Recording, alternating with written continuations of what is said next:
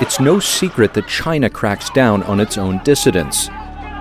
Inside the country, the regime in Beijing always crushes anything that sees the world differently outside of its communist ideology.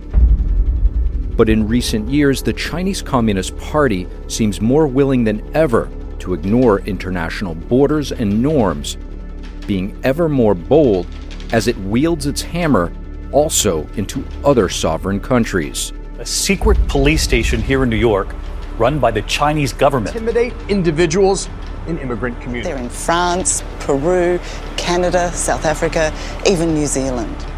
And that includes South Korea.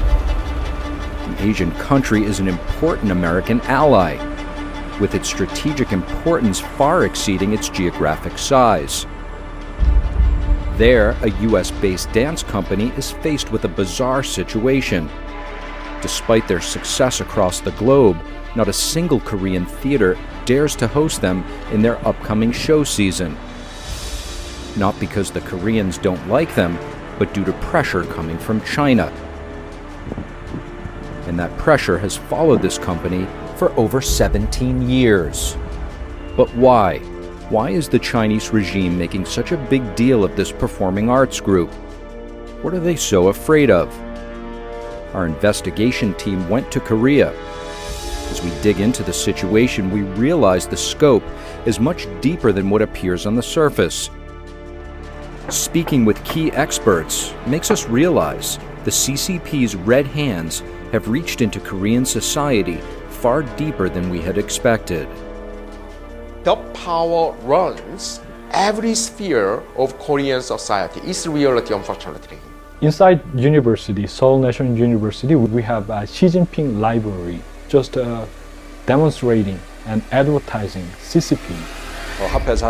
Even more serious is that a total of over 100 members of the National Assembly established a pro-China group within the parliament called the Korea-China Parliamentary Alliance. I believe that pro-communists control the National Assembly. And because of Korea's strategic importance, if somebody asks me to point out what is next flashpoint on the world, then I would say Taiwan first and then Korean Peninsula second. What's at stake is just as dire for the Koreans as for us from across the ocean. This will lead to the Republic of Korea becoming a vassal state of China without the need for war.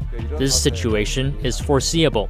For China, they do not want to have a pro-West democracy on their border. I worry about that because of just how important South Korea is in stopping the advance of communism. I'm really, really concerned about their infiltration. Our investigation begins with the Chinese embassy in Seoul, Korea.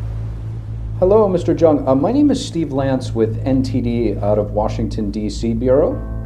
How are you? Which TV are you from? I am from NTD Television. I'm actually here in Seoul, South Korea, investigating the CCP's involvement in interfering and influencing theaters in Seoul, South Korea. Shenyun Performing Arts, it's a classical Chinese dance show based out of New York that travels around. Shenyun Performance. Yes, yes. So I guess my question to you is it still the Chinese embassy's stance that they will try to prevent Shenyun from performing in South Korea? The Chinese embassy has been informing the Korean side of Chinese position against the Shenyun performance we tell them it's not legal to let the Shenyun performing arts using the fake proposed to apply the animation in the Korean theater to have their performances. This is our position.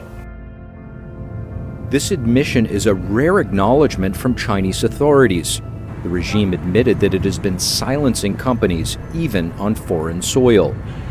Local Shenyun organizers say that Seoul's two major theaters have thus far rejected the group's bid to perform in 2024 as a result of pressure from the CCP. And that's just the tip of the iceberg.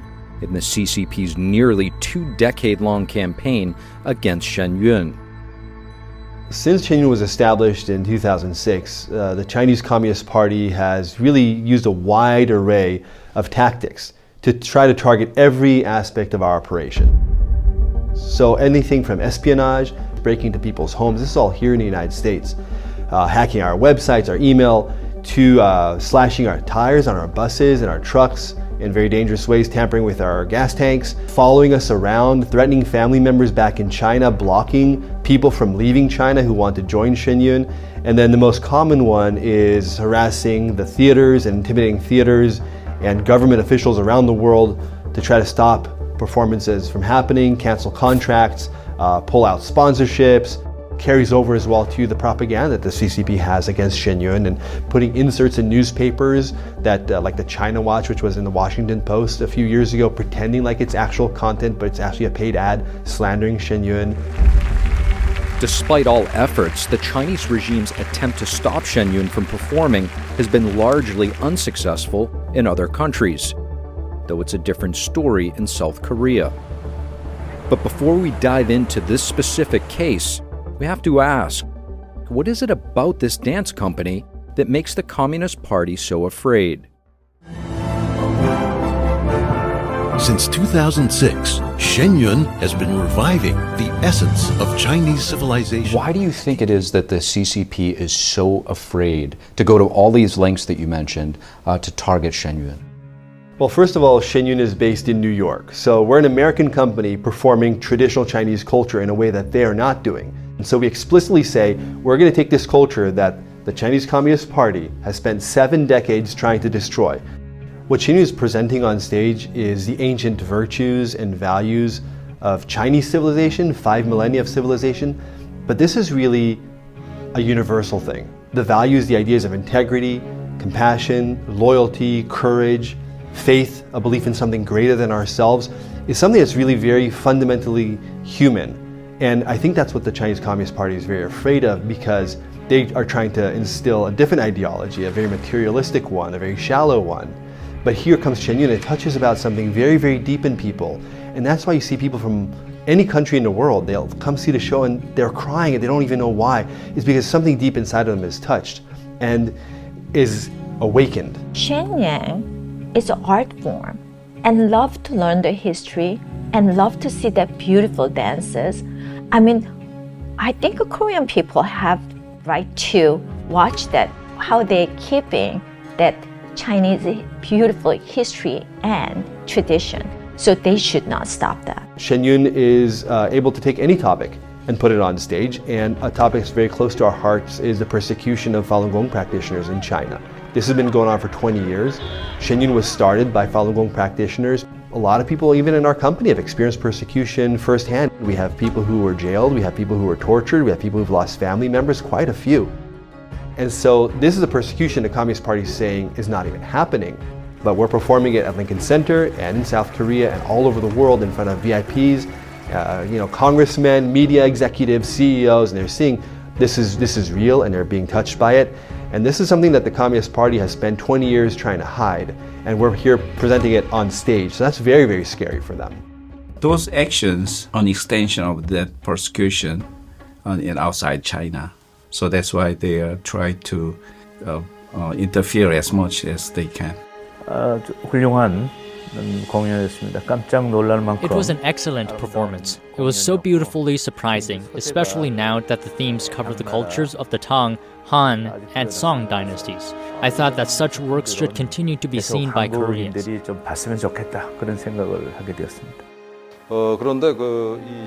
However, what is concerning is that despite Shenyun being able to perform worldwide, the only country where it cannot be seen is China. And now only in the Republic of Korea, the performance has been obstructed, which is quite embarrassing.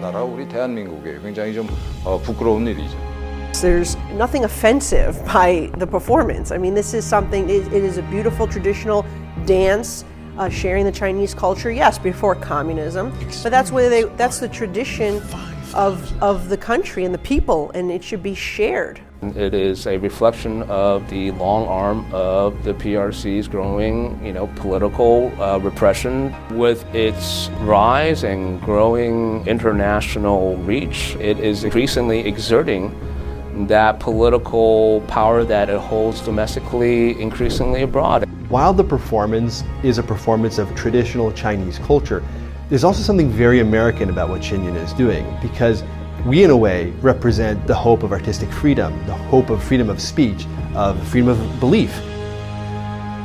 Korean theaters often claim competition as the reason for denying the show, but local Shenyun organizers have found cases where there was eventually no other show booked on the same day that Shenyun had applied and got denied.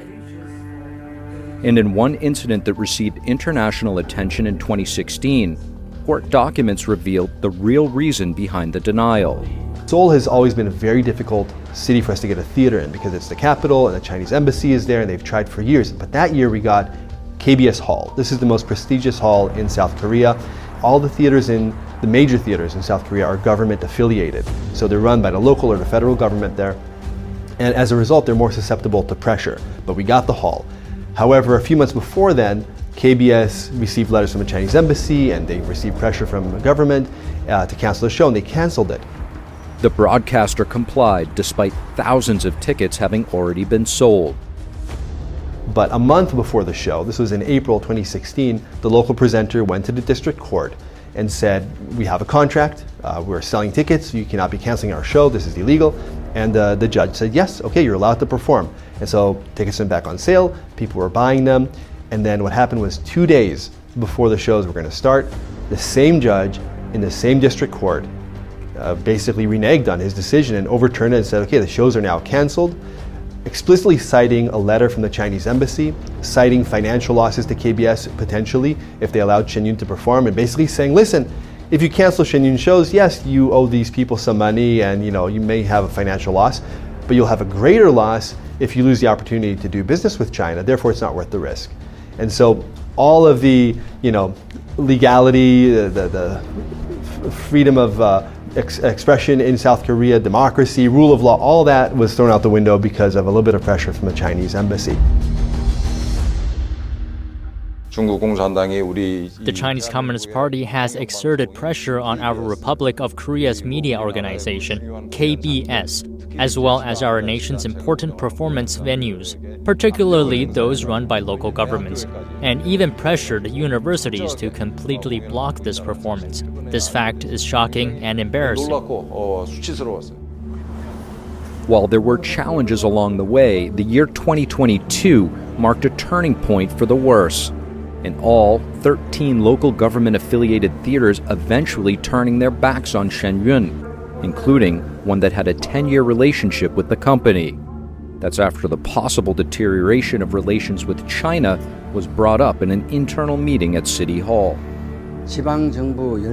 All 13 local governments unanimously rejected Shenyun, which is highly unlikely without strong government intervention. In fact, there are other reasons why regional government leaders reject Shenyun performances. In the early 2000s, there was a secret agreement between Jiang Zemin and President Kim Dae-jung. The agreement supposedly made Korea adhere to China's stance on the Taiwan, Tibet, and Falun Gong issues, leading many theaters in our country to receive this label. NTD's investigation team has reached out to relevant Korean theaters, government agencies, as well as over 40 Korean parliamentary members. We've received no response before the release of this film. The U.S. Embassy in Korea says they have no comments on the issue. The Chinese embassy in South Korea has been using its economic leverage to pressure theaters in South Korea to try to block performances by an American company, Shenyun Performing Arts. So my question is, does it remain a concern by the State Department that in such incidents like this, China is using its economic pressure to influence the freedom of expression in an ally country? broadly, I would say it, of course, continues to remain of concern. The PRC has a very clear track record of using economic coercion and otherwise in a wide array of countries, not just necessarily the ROK. But this is, of course, something that we're going to continue to address in close partnership with the ROK, with Japan, with other countries in the Indo-Pacific as well. I was shocked. Frankly, I was shocked. But I think that this is an illustration of how bad things are in South Korea. So ultimately, it's the Korean government that can make a decision. So why do you think that Shen Yun being canceled and interfered with is able to happen in what you would otherwise call a free and democratic South Korea? To me, it just seems like a lack of courage. You need to take that step and say, okay, you know what? No, we're going to push back. This is South Korea. This is our democracy. We are not the People's Republic of China. We're not North Korea for that matter. Otherwise, what's the difference? If you just come and tell us what we can and cannot perform on stage, how is this not an Orwellian society? And so I think they need to realize that their democracy is in danger, their freedom is in danger. How big is the CCP's footprint here in South Korea? During the last 40 years and 30 years, the CCP has invested a bunch of political assets and economic investment and cultural investment as well to South Korean society. So the CCP has succeeded in entangling Korean society in China's money. China is South Korea's largest export partner, South Korea's largest import partner, South Korea's largest trading partner. Let us not even talk about South Korean investment in China. Many of the goods produced in China and subsequently exported to the United States, to Europe, and to many other parts of the world are produced with South Korean capital goods. 말하자면 중국은 In a nutshell, China has successfully reformed and opened up and has created a reasonably good society without overthrowing the communist system. As a result, many South Koreans think that instead of believing in freedom and democracy, we should make North Korea more like China. This has led to the increasing view that China's system is better than our existing freedom and democracy. Over time, South Koreans have become less confident in freedom and democracy, which is a worrying trend. Therefore, there is an emerging tendency for many people to think that the CCP system is superior to our own freedom and democracy.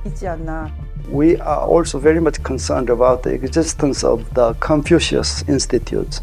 Still, we have 39 institutes, but that's the largest number in the world, you know. In many other countries, they are kicking out that institute, but this government still let them operate here. When we invited those Confucius Institute, people tried to understand China more in depth. But the problem is that what is happening inside of Confucius institution is spreading CCP ideas, communism ideas, Maoism ideas. We have a Xi Jinping library in the Central Library of Seoul National University with the books donated by Xi Jinping. Nothing but just demonstrating and advertising CCP. Just to put it into perspective, I guess this would be like MIT, prominent universities in the United States, creating a library on campus for Saddam Hussein, brutal dictators. Xi Jinping is overseeing a country that is responsible for multiple genocides. So this isn't normal behavior in a democratic nation. It is really absurd, really absurd. 우선 공작원의 목적에 대해서 말씀드리면 First, regarding the purpose of Confucius Institutes, it can be summarized in two main aspects. The first is to train pro-China intelligence workers, which is the primary objective. The other objective is to widely disseminate pro-China public opinion. This will lead to a situation where typically the Chinese plan their infiltration for up to 30 years, which is a frightening point. Therefore, if people graduate from Confucius institutes in their 20s, 20 to 30 years later, they will become the core force at the age of 40 to 50. These elite pro-China individuals will be selected as government officials, presidents, or members of parliament within the context of pro-China public opinion. This will lead to the Republic of Korea becoming a vassal state of China without the need for war. This situation is foreseeable. 이런 사태가 이제 예상이 되는 겁니다.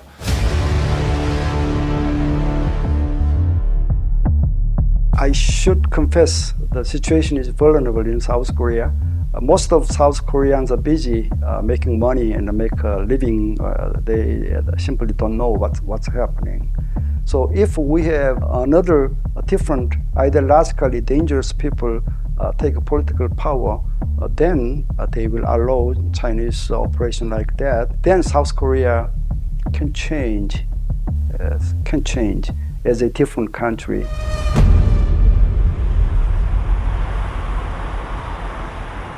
It's really important for your audience to know that South Korea almost elected a communist in the last election. Back last year in March, it was the closest election in South Korean presidential history. I contend that the people that made sure that Yoon was elected against the communists was the population of North Koreans who have escaped that are now voting citizens of South Korea. There's over 33,000. They worked their hearts out for Yoon to get elected because Yoon stood for freedom and democracy. But it's hard for Americans to fully understand what's happening in South Korea because we see this as a sparkling country, but they came very close to electing a communist. So the communist infiltration in South Korea is extremely influential. A total of over 100 members of the National Assembly established a pro-China group within the parliament called the Korea-China Parliamentary Alliance in December last year. Therefore, the penetration of the Chinese Communist Party into the Republic of Korea has reached a much broader extent than we could have imagined. I believe that pro-communist, pro-dictatorships control the National Assembly. So it's a very serious problem that we need to be aware of. Just to give you an example, the South Korean Assembly passed legislation several years ago that banned leafleting, that banned balloon launches, that banned the sharing of information across the border into North Korea. Why did they do that? Because the Kim Jong-un regime demanded. It had such an impact because it was opening the people of North Korea to the truth. But the National Assembly voted to ban that in October. Just recently, that was ruled unconstitutional, what that National Assembly did. But that's what we're facing. So in a way, it's shocking that this is happening in South Korea, but when we understand the environment there, then it would make sense if you have such a strong influence by the Communist Party in South Korea that they would try to ban performances like Shenyun, which focuses on the Chinese culture and the beauty of the Chinese culture that the CCP has tried to wipe out.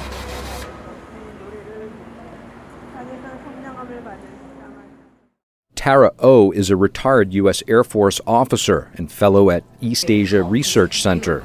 She's been documenting the spread of communism into Korea's education and cultural sphere. Culturally, they have been trying to make some of the Chinese CCP heroes into heroes of South Korea as well. So the latest controversy is about Zhang Lucheng. He was a CCP member, and he is credited for writing the official song for the PLA, the CCP's army, People's Liberation Army. And he is also credited for writing the official song for North Korea's KPA, Korean People's Army, as well. In fact, he wrote hundreds of songs, which include praising Mao Zedong as well. So he's considered top 100 heroes of the CCP. But the city of Gwangju has also idolized him. They created a street named after him, made a statue of him in Gwangju, they held an annual music fest honoring him and having kids singing in competition where they sing songs that praises Mao in South Korea. Mao is the one who sent Chinese troops to Korea during the Korean War, which killed a lot of Koreans, both South Koreans and North Koreans as well. So he is not somebody to be praised in South Korea. That is very ironic. And now the latest thing they want to do is build a park in honor of him, which costs about $4 million of taxpayers' money. Gwangju mayor is not backing down, although there are oppositions in Gwangju from citizen groups. So that is just one of cultural warfare by China. The Chinese CCP is very much active in using internet and cyber operations. They try to manipulate people's opinion, public opinion. They run 50-cent army. No one in the politics, no one in the media is active in dealing with the dangerous situation. Just to be clear, 50-cent army is just a group of tens of thousands of people out there that the CCP employs to just mass messaging campaigns and forums and chat rooms and comment sections to sway public opinion. Correct. And there's nobody combating this. Yeah, and the number of that group is really huge because China has lots of people and they have lots of Korean Chinese. They hire them to manipulate public opinion. In South Korea? In South Korea. It's really unfortunate. American citizens may expect that, okay, now we have a new government in Seoul, so everything will be okay.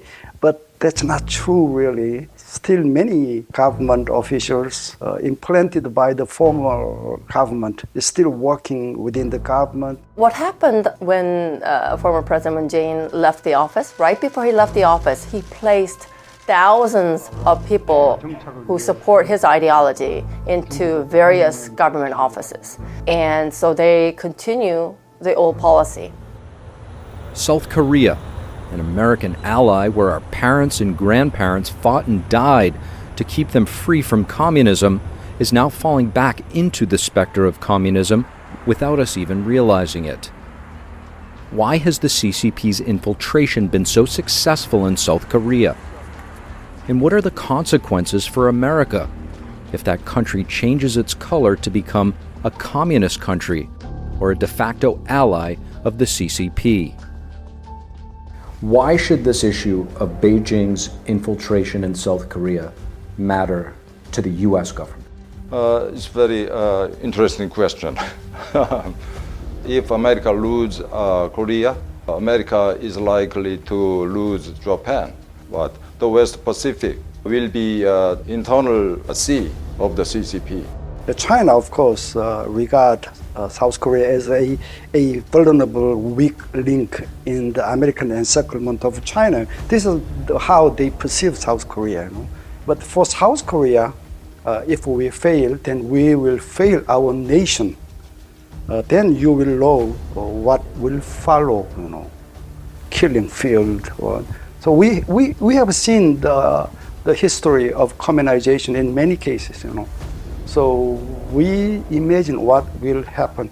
So that's why our strategy, our collaboration in security is a matter of die or live.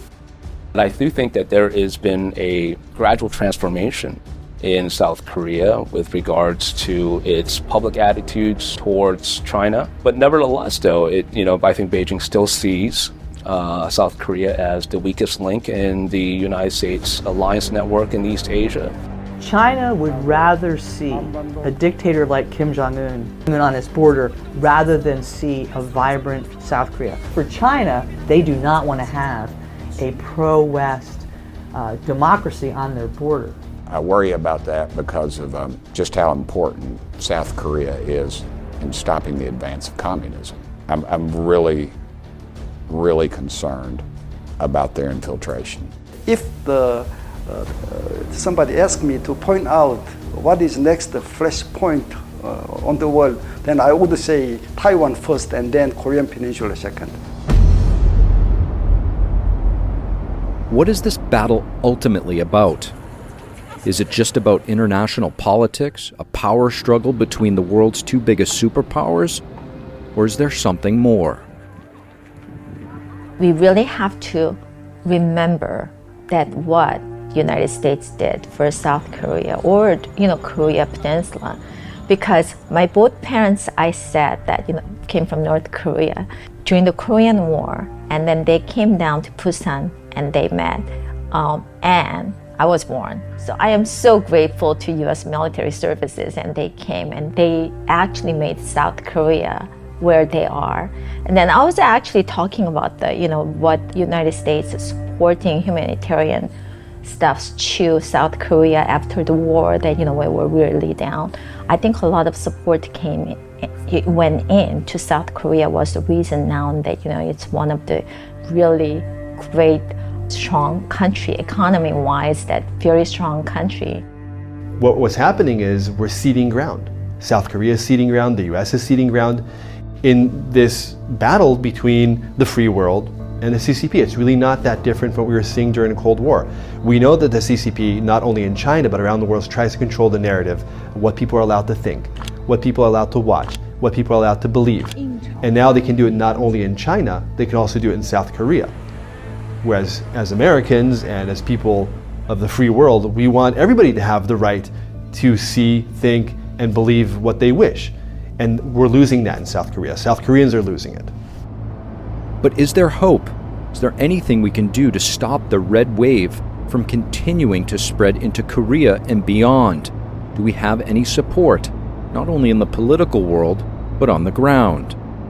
There was a poll in South Korea recently, and 92% of the South Koreans support the alliance. Yeah, they view the alliance as being very important.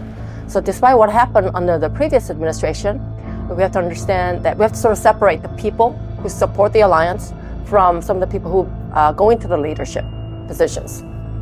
South Koreans are fundamentally upset with the fact that China protects and supports the North Korean regime of Kim Jong-un that's starving its own people, oppressing its own people, procure the resources it needs, the hard currency it needs in order to develop its nuclear and ballistic missile program. These are programs that threaten the lives of the 53 million South Koreans living in the South.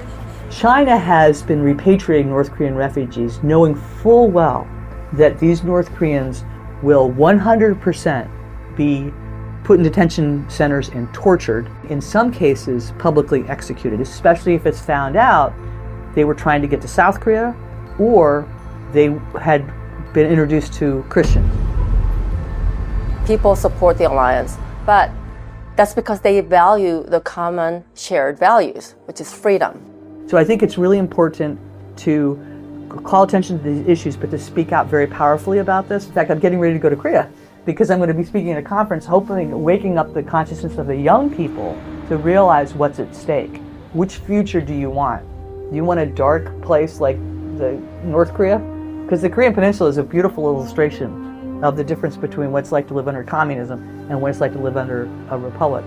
I actually just visited Korea recently, and they are certainly looking for opportunities to be less dependent on China, to work more with the United States. And I think it needs to be an international effort where we work with each other because we are like-minded democracies. We share our values. Korea must find that balance between economic prosperity and maintaining, preserving the heart and soul of the nation, which relies on a fundamental set of rights and principles. That's what we share with South Korea. That's what we share with Japan. That's what we share with our European allies. If we lose that, how different are we from the Chinese or the Russians? So it will be very important to focus on those core values, and freedom of religion, freedom of expression, freedom of the arts are at the very core of those fundamental values. I think we, certainly as members of Congress, can express our concerns, and we will, with the ambassador, with Korean officials, that we don't appreciate that an American dance company is not being allowed to perform there because of pressure from communist China, and try to get them back into the performance and back into that country and the theater. We must be there strong to help and support and build to deter what the Communist Chinese Party is doing. Same thing they're doing in South Korea with those performing arts. They're doing that in the Free Associated States. Shenyun should not be merely regarded as one of many performances. It represents the values of alliance between the Republic of Korea and the United States. However, if we only seek assistance from the United States, when we need it, the United States will lose trust. Given the instability of the international situation, war could break out on the Korean peninsula at any time, and we must prove that we are a reliable ally. Therefore, in order to demonstrate that we are a trustworthy ally, we should allow Shenyun to perform in representative venues in the Republic of Korea. As an American-based company, what would be your appeal to the American government? I think the American government should be really concerned because South Korea has been an ally for many years. We have a long history, and we've made a strong commitment to South Korea and paid a very deep price to allow them to have that freedom. And they're part of the free world. And I think if you talk to people in South Korea, and I certainly have, they very much value that. They don't see themselves as North Korea. The contrast is so dramatic just a few miles away. And for Americans, if we want to still have allies around the world, if we want to not be the last bastion of freedom, then in South Korea we need a stronger presence from our American embassies and consulates. We need a stronger voice to say this is an American company. We need to protect American interests. And in this case, the American interests are the interests of freedom and are your interests too. Yes, I sent the letter out to President. Yes, I sent the letter out to Park Jin, that's Secretary of Foreign Services. And I sent out all the letters out there because I was very upset that, you know what, let's put this as art. This is art. And then this is Chinese history. This is Chinese tradition, Chinese instruments. It's just perfect time to learn that, you know, what kind of beautiful history they have. That, you know, Koreans, Japanese, we always try to keep our history and kids can learn from there. And we all remember beautiful customs, beautiful history. You know what? When you're stopping it, it's not really good. I am sorry that I didn't get a letter from President Yoon back about Shenyang. But you know what? I hope that, you know what, he's going to raise his voice and next year we're going to bring them back. Do you have any message to the South Korean President, Mr. Yoon, in terms of what you would advise or suggest to him to do in the face of threats from Communist China? Don't let back. Continue your fight. Know that you have your ally with the United States and the Congress are there to support, just like what you see in all over the nation as well. So that support will continue. The Communist Chinese Party, we do not want them to get any further ground. We need to stop their threat. It's a defense. We're not the aggressors here, they are. And once we do that, then we can support the peace, we can build the economics of our nations, and we're all in a better place to live. There is a Chinese proverb that says, once a gentleman's word is spoken, even a team of 4 horses cannot overtake it. This proverb suggests that a leader's decisions hold immense authority and can shape the destiny or direction of the people they govern. In 2022, the South Korean President, Yoon Suk-yeol, campaigned and was elected on a pro-U.S., tough-on-China platform. South Korea is now at a critical inflection point. Will it be business as usual with the treacherous Chinese regime, or will South Korea side with freedom, human rights, and the universally embraced values?